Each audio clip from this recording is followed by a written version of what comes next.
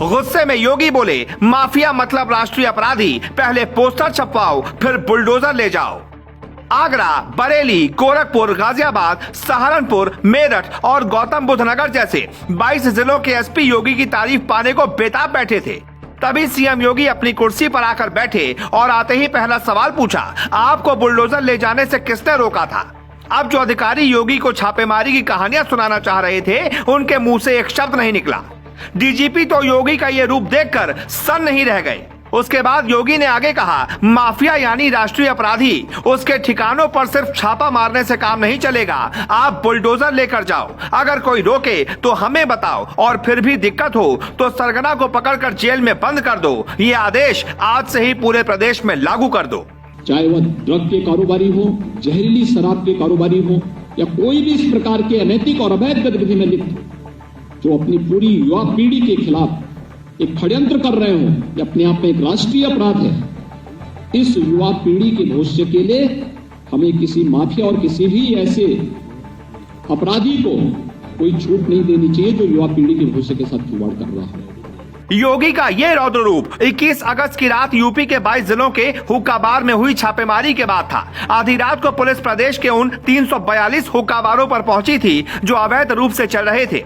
एक साथ इतनी जगहों पर हुई छापेमारी से नशे का कारोबार करने वाले खौफ में आ गए। पता चला कि हुक्के में भरकर लड़के लड़कियों को ड्रग्स दी जा रही थी। जब पुलिस पहुंची तो लड़के लड़कियां जो हुक्के का कश गले से नीचे उतार रहे थे, उन्हें पकड़कर जीप में बिठाया और हुक्का चलाने वालों को दौड़ा दौड़ा कर पकड़ा। इस कार्रवाई में 785 लोग गिरफ्तार हुए। करीब 5 करोड़ का नशे का सामान जब्त हुआ। लेकिन योगी इस बात से नाराज थे कि इनके खिलाफ और कड़ी कार्रवाई क्यों नहीं हुई। अगर प्रदेश में अब किसी ने ऐसी गलती की तो उसके खिलाफ क्या होने वाला है वो भी सुन लीजिए।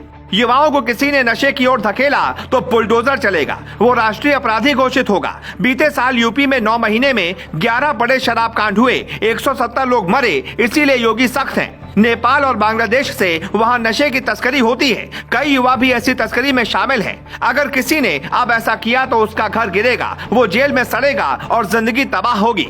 नशा माफियाओं पर शिकंजा इसलिए भी जरूरी है क्योंकि आतंकी संगठन पहले युवाओं को नशे की लत लगाते हैं, उसके बाद फिर उन्हें देश के खिलाफ ही हथियार पकड़ा देते हैं। यूपी के कई जिलों में स्लीपर सेल एक्टिव हैं, यहाँ तक कि इसी से उनकी फंडिंग भी होती है। इसीलिए योगी इनकी कमर तोड़ने में लगे हैं। इसके अलावा सीएम योगी कभी भी बिहार और गुजरात की तरह शराबबंदी के पक्ष में नहीं रहे, क्योंकि उन्हें पता है कि अगर बंद के बाद भी तस्करी हुई तो ये ठीक नहीं है।